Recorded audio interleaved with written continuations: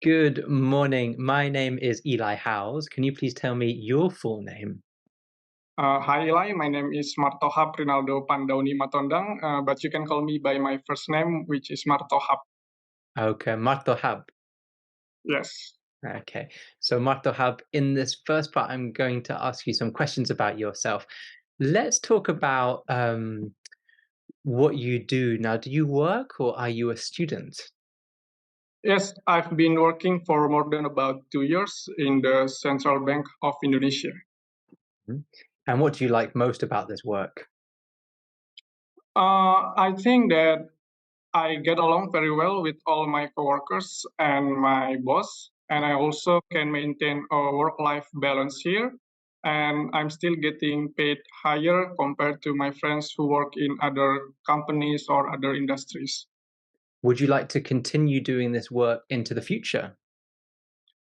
Yes, I think I want to retire here, and maybe in the next 5 years, I want to be promoted to a higher position. And to achieve that, I want to pursue my master degree in the Netherlands, hoping that it can develop my knowledge, skill, and expertise as a central banker. Mhm. Let's move on. Let's talk about the websites. What kinds of websites do you usually use? There are a lot of websites. One of them is, of course, the social media platforms like Instagram, Twitter, and others. But the other one is also YouTube, where I watch a lot of videos about some random things, or even more videos about knowledge that I need or information that I require to do my research or other work related necessities. Mm. And what is your favorite website? I would say YouTube, although in the past I had it very much because it, it there were a lot of advertisements show, especially when you didn't subscribe for YouTube Premium. But now, since I've already subscribed for it, I can watch a lot of quality videos on YouTube without having to be bothered by the ads on the YouTube. Mm. And what kind of websites are popular in your country, in Indonesia? Okay. I read an article about this, and it turns out that Facebook is the most used software or application in Indonesia.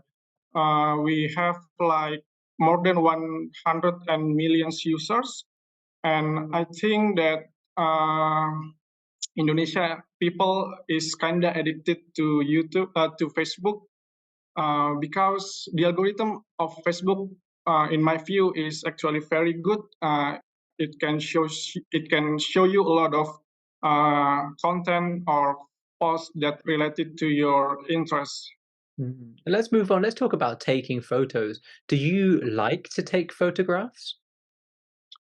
I don't really like to do it because I just in every time I go to a new place or every time I am in a certain situation, I just want to savor or to feel the moment because I think that it is not able to replicate it in the future. So I just prefer to be in that situation without having to take photos in my phone. Mm. And do you ever take photos of yourself, like selfies?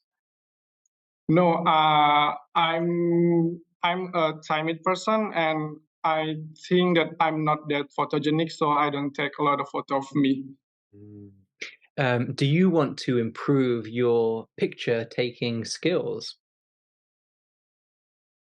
I don't really think so uh, because based on my experience, I have a lot of friends who are better at this skill, and I don't have to be I don't have to have the same competence or capability as them because I can rely on my friends. All right. Okay, we're going to move on to part two. And in this part, I'm going to give you a topic and I'd like you to talk about it for 1 to 2 minutes. Now, before you talk, you'll have 1 minute to think about what you're going to say and you can make some notes if you wish. Do you understand? Yes, I do. All right. Remember, you have 1 to 2 minutes for this, so don't worry if I stop you. I'll tell you when the time is up. Can you start speaking now, please? Okay, I'd like to talk about a particular thing that I received for free.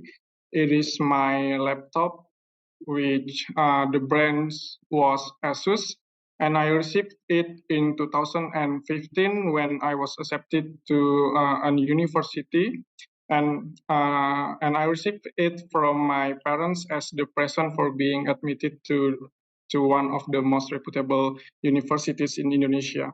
So the first feeling that came to me at the moment was happy because I rarely receive high value things like that. I remember that it cost about more than 7 million rupiahs, and at the moment it was very pricey. And the second feel was, of course, enthusiast because I can utilize my laptop for my personal or study purpose. For my personal necessities, I use it a lot when I was in college for entertainments like YouTube, Facebook, Instagram, or watch the series on the Netflix. And also, I was really grateful because the laptop that I received at the moment was actually very good because of the high processor capability, and I could use it for my study, like to install a software that required a lot of spaces in my disk, and of course, I can enhance my skill at the moment, especially when I had to take a course called engineering drawing, and the software needed a lot of memory and a lot of advanced capability in your laptop. Uh, and and maybe the other thing that I Thank also you. Thank you. And have you told many other people about your free laptop? as I remember, I only told my close circle about where and how I got that laptop. Hmm. Okay, so we've been talking about something that you got for free, and I'd like to discuss with you one or two more general questions related to this. Let's consider, first of all, how we value things.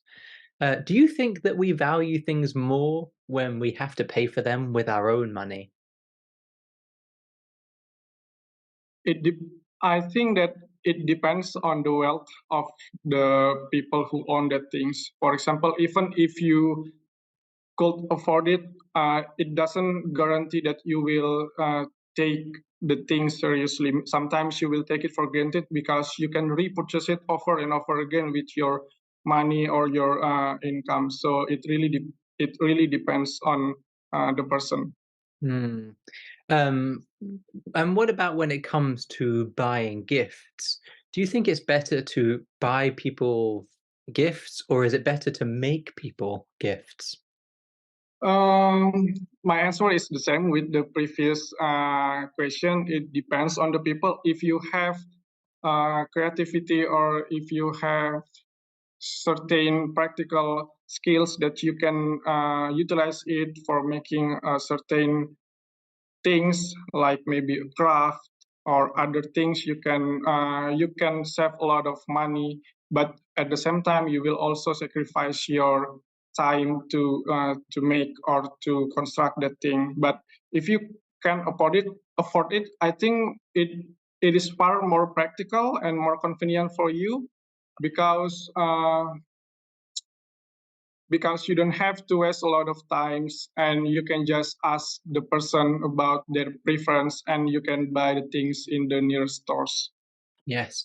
And in Indonesia, is there a big gift giving culture? In Indonesia, unlike other Western countries, we don't have a day called Thanksgiving Day, but when someone's when someone has a birthday or special occasions like graduating from college or being informed about their admission to their study or being accepted for a job that he or she really wants, sometimes people will throw a party and have some fun with their circle because it is a form of uh, it is a form of being grateful, and they will and we will uh, treat our friends because we also think that our family or relatives have their role in supporting us to achieve that position. So I would say that. Hmm. And let's move on. Let's talk a bit about earning money. Now, in your country, are there any jobs that earn a particularly large amount of money? In the past, people often view that working in oil and gas company will have a lot of monthly salary. But I think as nowadays, more and more startup companies Mhm. are established in Indonesia, and a lot of these companies offer a very good salary even for the high graduates, as long as you have expertise or skills that they need. Uh, so I don't think there is any specific fields that can guarantee you a lot of money, but maybe by working in this startup company, having your graduate degree internationally, and you come back to Indonesia, a lot of a lot of hunters will find you and offer you the jobs that may be very highly paid. Mhm. So do a lot of people in Indonesia do that? Do they graduate from an Indonesian university, work or study abroad, and then return to Indonesia? Yes, I would say that because having two year of working experience Mm. will make you easier to apply for a university in a foreign country, and also learning about certain things, especially in MBA degree, it could leverage your career. And when you come back to Indonesia, it is not you that will look for a job, but it is the company uh, who will find a special place for graduates uh, from international university.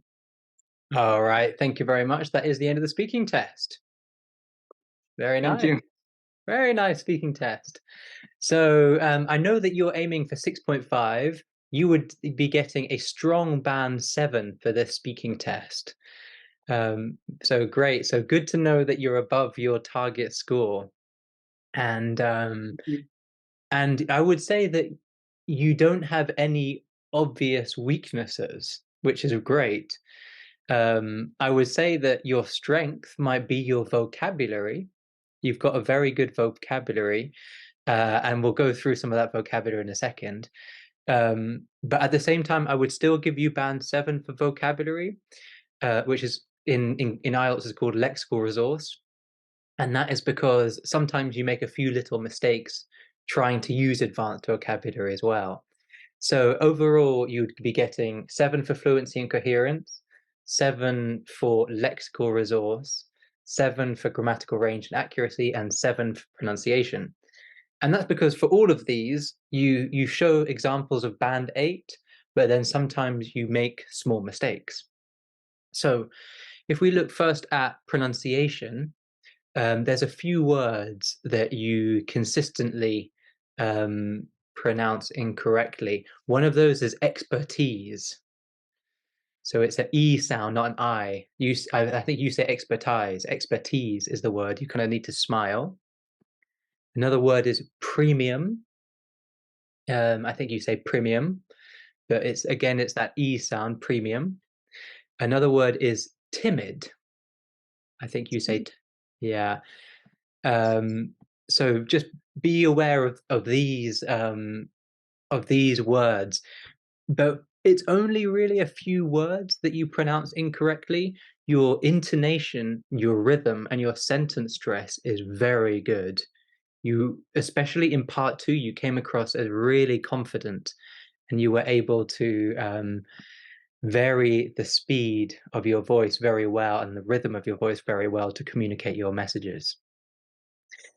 So that's pronunciation. Strong band 7, although you do make a few mistakes, that's still fine. Um, let's go through the test chronologically. In part 1, great full answers. You were able to answer every question that I asked you, and you come across very well. You've got a lot of good grammar, like things like "I've been working," so that's present perfect continuous. A lot of good vocabulary. You were saying how you get along with co-workers. So to get along, a great phrasal verb, and how it helps you to maintain a work-life balance. Great collocation. How on YouTube you like to watch random videos. Good collocation. But sometimes you do work-related research. Brilliant collocation. And then there's also a lot of good grammar in your answers as well. So things like when I asked you what your favorite website is, you said I would say YouTube, although in the past. So that's great because that's using a subordinate clause, and that is already showing examples of band 7 plus grammar. You've also got a lot, later on in part 1, you had a lot of really good vocabulary. Like I love this phrase. It turns out that Facebook is the most popular. So that's great. It turns out. Turns out is a very useful phrasal verb, and it's used perfectly as you used it because it's surprise information. It turns out that Facebook is the most popular. A small mistake. You said Indonesia people, but it'd be Indonesian people. And that's quite likely that you'll have to say that at one point in the exam. So definitely practice that.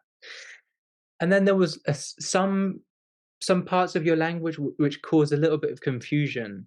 So when we were talking about photographs, you said it is not able to replicate the situation. I think you need to rephrase this a different way because it's not clear. Like I would say photographs aren't able to capture the full atmosphere of the situation.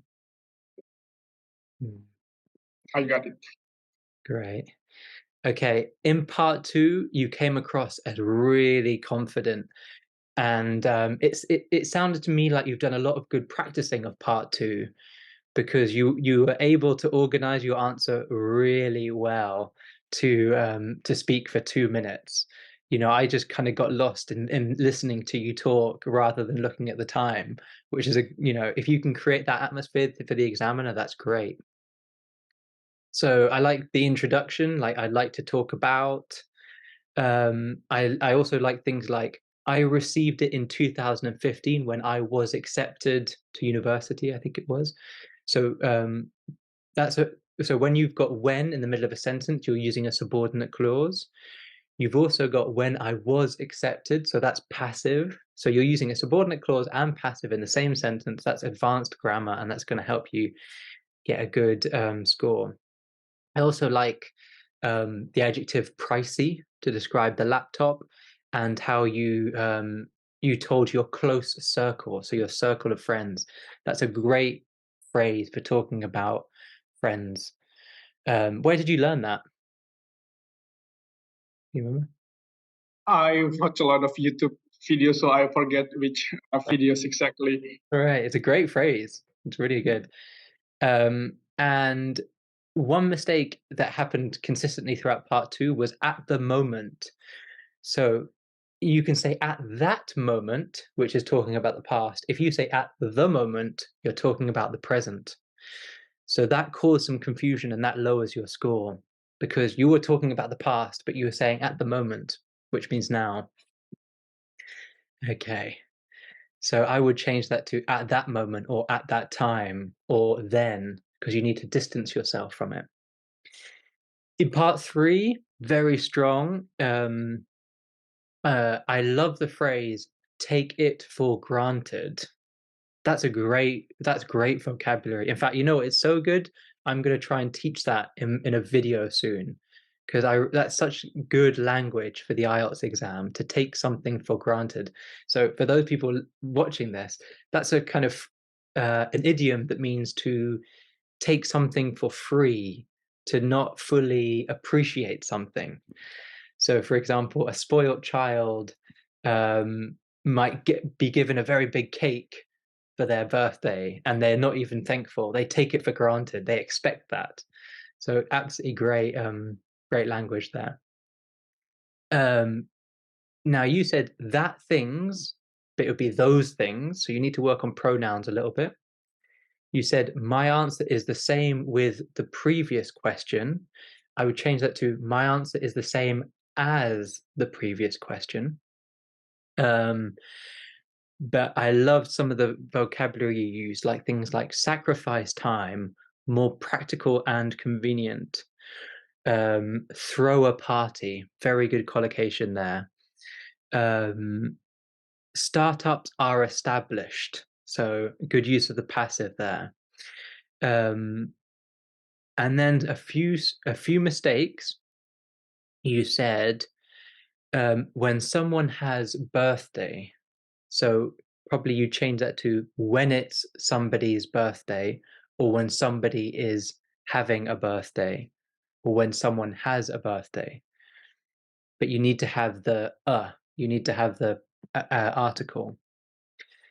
You said working in oil and gas company, but when we're talking about this in general, we use the plural form. So working in oil and gas companies. You also said a lot of hunters, which is good, but not quite there. The word you're looking is, do you know it? Headhunters, maybe? Headhunters, exactly. Yeah, I thought you might know it because I could see you slightly hesitating, and you were like, "Oh, headhunter Yes, sounds strange." But yes, you're right. The word is headhunters. So headhunter being somebody that tracks you down to try and give you some work in a company. A headhunter. Great vocabulary. It's a shame that so that's an example of band 8 vocabulary, but you didn't quite use it accurately, and so you stay down on that band 7 level. And that's it. That's my notes for you. A very, very strong speaking test. I'm really excited that you're going to do your test soon, and I think you're bound to get your desired score of 6.5. yes, I hope so. Yeah. And tell me again, if you do get band 6.5, what's your plan? What will you be doing next? Maybe after receiving the IELTS result, taking for a holiday because in the next 2 weeks there will be Eid Mubarak in Indonesia, Yeah. and maybe after that I can focus on other exams, which is either GRA or a GRE or GMAT test because those two are needed to comply with the admission requirements. Wow, okay. So a short break and then straight on to more exams. Yes. Right. Oof. Okay. Well, it was a real pleasure. Do you have any last questions before we get off this video call? No, not question, but I want you to uh, to to say this to Professor Connor because I watch a lot of Professor Connor's video, and I think he was a role model for me in this speaking exam. So before conducting this mock-up test, I watched 3 videos of him, and it can create a sense of confidence in myself that I could also be the same as Prof. Kanner. So thank to you, of course, and thanks to Professor Kanner at the same time. Great. You know what? I'll send him this video. He'll be Okay. thrilled to hear that. Okay. Thank you so much, Eli. I'm sorry. Yes, great. Okay. Have a lovely day, and I'll send you a copy of this video so you've got it for your own study before it goes on YouTube. Okay. Thank you so much. Okay. Thank you. Bye then.